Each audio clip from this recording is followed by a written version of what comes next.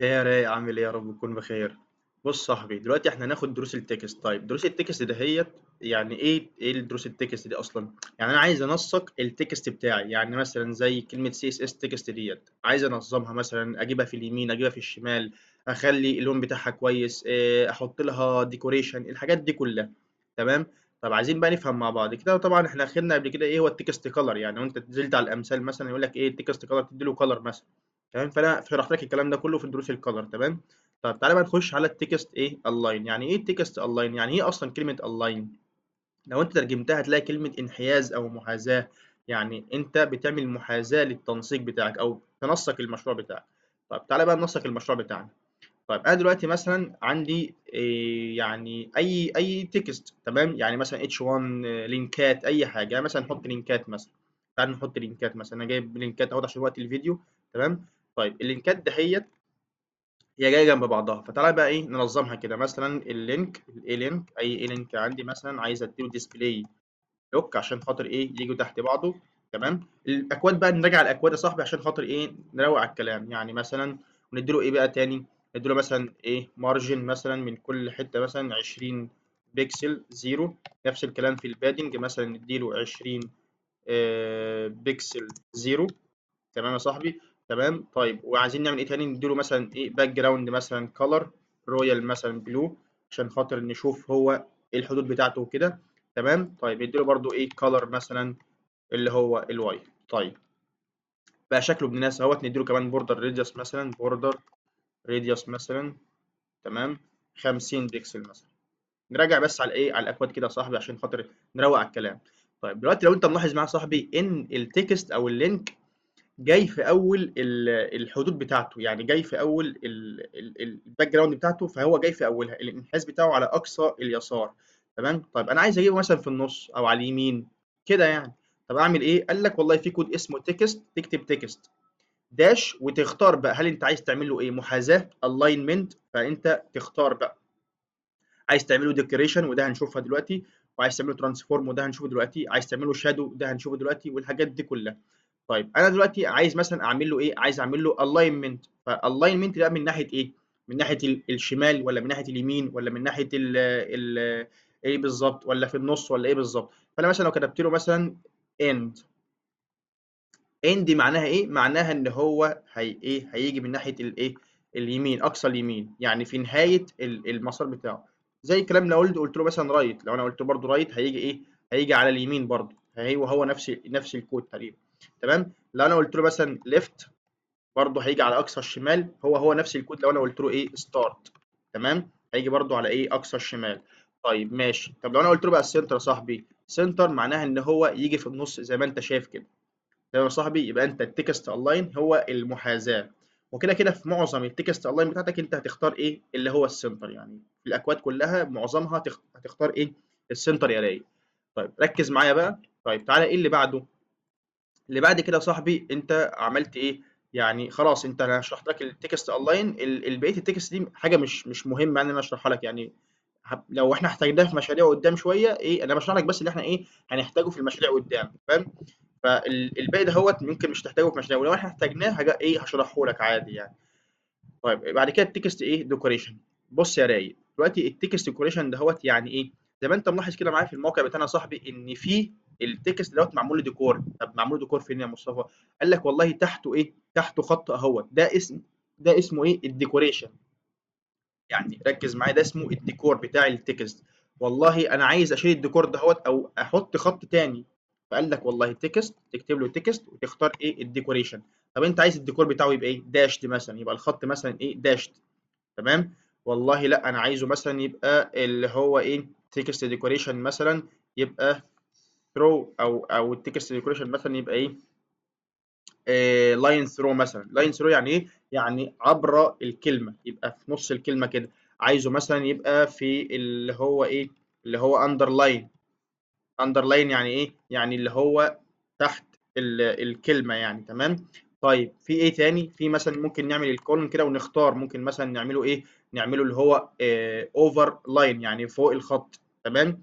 تمام. انت بقى هتستخدم ايه اصلا مع اللينكات يعني او مع معظم النصوص؟ انك انت هتستخدم برضو ايه تكست ديكوريشن نون اللي هو انت هتمسحه اساسا. تمام. طيب في كود تاني اهو، اسمه ايه؟ اسمه انك انت تستخدم اللي هو التكست لاين. يعني ايه التكست ديكوريشن لاين؟ يعني والله انك انت تستخدم ايه، اللي هو تيجي تنزل كده اللي هو اوفر لاين ولا اندر لاين ولا لاين ثرو ولا ايه بالظبط. تمام كده شرحنا ايه، شرحناه من شويه اهو. طيب هتخش ايه تاني ايه على الكلر. بص يا رايق، انت عايز تلون الاندر لاين بتاعك بايه؟ والله يا رايق بص كده، تعالى تعالى معايا اهو. انا مثلا هعمله ايه، اندرلاين، اللي هو الاندرلاين بتاعي. تمام. طيب وعايزه ايه بقى، اقول له تكست ديكوريشن كلر بقى. تكست ديكوريشن ايه كلر اهو، تكست ديكوريشن ايه كلر مثلا وليكن ريد. فهو هيغير لون الخط، لو انت ملاحظ معايا كده هيغير لون الخط. تمام يا رايق، تمام يا رايق. طيب اللي بعده، تعالى يا صاحبي نرجع خطوة ونخش على اللي بعده ونشوف ايه اللي بعده. طبعا ده ايه اللي هو الستايل، برضو الستايل نفس الفكره، اللي هو ايه انت عايزه يبقى نوعه ايه، اللي هو سوليد ولا ويفي ولا دبل. الحاجات دي كلها طبعا انت عارف يعني ايه سوليد وويفي والحاجات دي كلها. هتقول له مثلا ايه، يعني تعالى على الموقع بتاعنا كده يا رايق، تعالى هتقول له مثلا ايه تكست ديكوريشن، ها اللي هو ايه بقى ستايل، تكست ديكوريشن ستايل. وهتقول له ايه بقى، وليكن ويفي مثلا. ويفي معناها ايه، اللي هو الويفي كده، اللي هو عامل زي الشعر الويفي كده. تمام. تمام يا صاحبي، تمام يا صاحبي. طيب ايه تاني ممكن بقى تغير بقى، تقعد تقول له سوليد مثلا اللي هو الديفولت اصلا اللي هو بيبقى سوليد، مش عارف تقول له ايه، تعال نختار مثلا نعمل كولون، نقول له مثلا اي دبل مثلا، دبل يعني خطين اتنين كده تحت بعض. لو انت ملاحظ معايا كده هتلاقيهم ايه، يعني تعال نرجع خطوة عشان خاطر ده لينكات شغالة، نعمل ريفرش الرايق. بص اهو اللي هو ايه الدبل اللي هو خطين تحت بعض كده يا رايق. تمام تمام يا رايق. نعمل ريست للموقع بس كده، شكرا. طيب ايه تاني، بس كده يا صاحبي. تعالى بقى نشيل الكلام ده هو كله، زي ما انا قلت لك انت في الاخر هتستخدم ايه، تكست ديكوريشن نون، يبقى تقول له مع السلامه. في ايه تاني، بص يا رايق تعالى معايا، اللي هو برضو نفس الفكرة، اللي هو السيكنس ده هو برضو اللي هو السماكة بتاعة الخط، اللي هو السيكنس. تمام. فانت عايزه مثلا يبقى اللي هو بولد ولا هيبقى مش عارف ايه. يعني بص كده يا صاحبي، تعالى تعالى اهو. السيكنس معناها ايه، اوتو او 5 بكسل تخين شوية او 50% اتخن اكتر وهكذا بقى. تمام. يعني لو انت لاحظت معايا تقول له تراي يور سيلف اهو، التخانه بتاعه الخط يا راي. تمام. فمش محتاج اشرحها عشان ايه وقت الفيديو ما يكبرش على الفاضي. وانت كده كده الاكواد دي مش هتستخدمها اساسا يعني قليل قوي لما تستخدمها يعني، فكبر دماغك يعني. انا بعلمك اللي ايه المفيد. تمام يا رايق، تمام يا رايق. طيب ماشي، تعالى نبص بقى على ايه، على اللي بعده. بعد كده انت هتاخد ايه، احنا رحنا فين يا عم، لا ارجع بقى، ارجع للكلام ده. ايوه ترانسفورم. يعني ايه ترانسفورم يا صاحبي او ترانسفورميشن؟ بص يا راي، لو انت رحت هنا كتبت كلمه ترانسفورميشن تمام او ترانسفورميشن وعملت انتر يا راي، هتلاقي ايه ترانسفورميشن معناها تحويل. انا مش عايز محلها، انا عايز اوريك صور للتحويل. يعني ايه، يعني مثلا يا صاحبي بص برضو مش هتفهم، فنقول مثلا ايه ترانسفورميشن جيم مثلا عشان خاطر تشوف بص يا راي. اهو الراجل ده كان زي ما انت شايف كده كان تخين وتحول، حصل له ترانسفورميشن بقى راجل عضلات كده وراجل معضل. ده برضو كان ايه نفس الفكره برضو. فالترانسفورميشن تحويل من حاله الى حاله. رايق رايق. طيب تعالى بقى ايه نخش على الموقع بتاعنا بقى. طيب مثلا ايه، انت دلوقتي عندك النص بتاعك، يعني هو التكست دهوت، يعني ايه، يعني مش هو انا عايز اعمله مثلا ايه، هو لور كيس دلوقتي. يعني ايه لور كيس، يعني الحروف سمول. تمام. طب انا عايز اخليه ابر كيس مثلا، يتحول لابر كيس. هقول له ايه، والله تكست ترانسفورميشن يبقى ايه ابر كيس. ابر كيس يعني ايه، يبقى اللي هو الحروف الكابيتال. تمام. طب انا عايز مثلا اول حرف هو اللي يبقى كابيتال وباقي الحروف اللي هو السمول. هقول له ايه، اللي هو كابيتالايز، يعني اول حرف بس هو اللي يبقى كابيتال. تمام. وباقي الحروف هي اللي ايه، هي اللي بتاع ده هو سمول وكده. تمام يا صاحبي. بس يعني انت هتستخدم برضو الاكواد ديت، يعني دي اكتر اكواد انت هتستخدمها، اللي هو يا اما كابيتالايز يا اما لور كيس يا اما ابر كيس. تمام. فاحنا هنخليه مثلا ايه كابيتالايز دلوقتي عشان خاطر يبقى شكله ابن ناس كده. تمام يا رايق، تمام يا رايق. طيب تعالى بقى رايق في الايه، في اللي بعده. تمام، او حتى هو قايل لك اصلا يا اما تستخدم انت النون، يا اما كابيتالايز، يا اما ابر كيس، يا اما لور كيس. مش هنقعد بقى ايه تستخدم حاجات كتير يعني. طيب بعد كده السبيسنج بقى يا صاحبي. طيب ايه هو السبيسنج يا راي؟ السبيسنج اللي هو شايف الكلمه دي، يعني هي الحروف لازقه في بعضها قوي. تمام، يعني ايه الحروف لازقه في بعضها؟ يعني لو انت قلت له مثلا تكست، تكست ايه، تكست سبيسنج، يعني مثلا تكست ايه اللي هو السبيس، او مش اسمها تكست سبيس بقى، مش اسمها تكست بقى سبيس، هي اسمها ايه بقى اللي هو التكست او الليتر سبيس. فانت عايز تحول في مين؟ في الليتر. ليتر يعني ايه؟ ليتر يعني حروف. تمام، فانت هتقول له الليتر يعني الحرف، انا عايز احول الحرف، يعني انا عايز اعمل سبيس ما بين الحروف وبعضها. هتقول له مثلا ايه 2 بكسل او 5 بكسل عشان خاطر تلاحظ الفرق. 5 بكسل، بص كده يا صاحبي، الحروف يعني ايه عملت مسافه ما بينها وما بين بعضها. تمام، طيب ممكن تقول له 2 بكسل تمام عشان يبقى شكلها ابنها شويه. ممكن تقول له 1 بكسل، وده اصلا المتعارف عليه انك انت بس ايه تسيب فرق ما بين الحروف عشان بس الناس يعني الفيزابيلتي تبقى كويسه يعني. تمام، طيب ماشي، او الاكسسبيلتي تبقى برضه يعني كويسه بالنسبه للناس برضه، والحاجات دي كلها. وافهمك يعني ايه اكسسبيلتي بس يعني واحنا شغالين في المشاريع ان شاء الله افهمك يعني ايه اكسسبيلتي بقى، ونروق بقى ونعمل دارك مود ولايت مود وهروق عليك والله. طيب، طيب انا عايز بقى مثلا لو انا عندي، طب افرض مثلا عندي كلمتين مثلا، يعني ايه الكلام دوت؟ يعني مثلا عندي ستاك اوفر فلو، ستاك اوفر فلو كمان مره، يعني مثلا ايه هاخدها كده كوبي وهعملها ايه، هعملها بيست كمان مره. تمام، فانا بالنسبه لي ايه، انا عايز بقى ايه الكلمه دي تسيب مسافه ما بينها وما بين الكلمه اللي بعدها. فانا هقول له ايه، والله دي ايه كلمه، كلمه يعني ايه، يعني وورد. وورد ايه سبيس، وورد سبيس يعني ايه يا صاحبي؟ يعني اقول له مثلا 5 بكسل او حاجه، بس 5 بكسل. فبص بقى المسافه كمان عامله ازاي، كبرت شويه. طب لو انت قلت له مثلا ايه 20 بكسل مثلا، فايه تكبر اكتر. طب 50 او 25 تكبر اكتر، وهكذا. يبقى انت فهمت يعني ايه وورد سبيس، وفهمت يعني ايه ليتر سبيس. تمام يا صاحبي، تمام. طيب نكومنت الحاجه دي او ما نسيبها وخلاص، يعني مش هتفرق معانا، نسيبها. طيب يا راي، طيب بعد كده التكست شادو. التكست شادو ده من احسن الاكواد اللي انت ممكن تستخدمها، بس انت يعني ايه مش هتستخدمها كتير قوي يعني. تمام، انت هتستخدم يعني قليل جدا. طيب يعني ايه تكست شادو؟ انت عندك تكست وعايز تعمل له شادوينج. طيب اول حاجه يعني ايه، يعني انت تعمل له شادوينج ايه؟ يعني ايه شادو اساسا؟ يعني تعالى بس نفهمك يعني ايه اصلا شادو الاول، وبعد كده ايه شادو. تعالى نفهمك يعني ايه شادو يا راي. الشادوينج اهوت اللي هو يعني ظل كده. الشادوينج يعني ظل، جايب لك ظل اهوت. تمام، اللي هو ظل من وراك. تمام، شادوينج. تمام، طيب يعني ايه اهوت، شفت دي؟ بس كده. تعالى بقى يا رايق، تعالى. اهم حاجه اللي انا اوريك مثال عشان خاطر ايه تفهم معايا، عشان تبقى انت مركب الدنيا معايا، تبقى انت رايق بصراحه.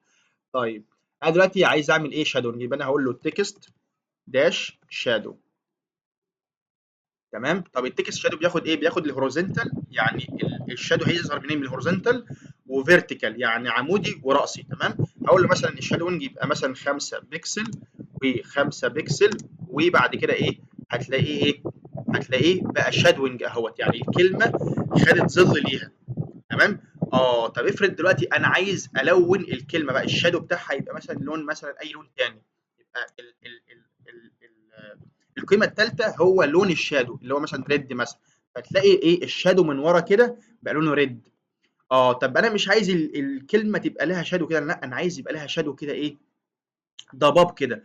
يبقى القيمه الثالثه اللي هي بالبكسلات قبل اللون يعني، دي هتبقى قيمه الشادو. لو انت عملته مثلا 5 بكسل كمان، فبص كده ده هتلاقي في شادو كده، يعني ايه اتمسح كده. بص يعني اتمسح كده يا رايق. تمام، طب لو انت خليتها مثلا ايه 10 بكسل، يعني 10 بكسل كده، بص بوم، بقى في شادو كده، سنة شادو كده ايه، بحيث اللي هو يبقى فيه ظل كده وراه. تمام، لكن لو انت خليتها 1 بكسل، انت بقى تبدا تراقب بقى 2 بكسل، تبدا بقى انك انت تشوف بقى الشادو اللي بالنسبه لك عامل ازاي. تمام، انا بالنسبه لي ايه كان ال 10 بكسل كان ايه بالنسبه لي، كان يعني شكل شادو ابن ناس.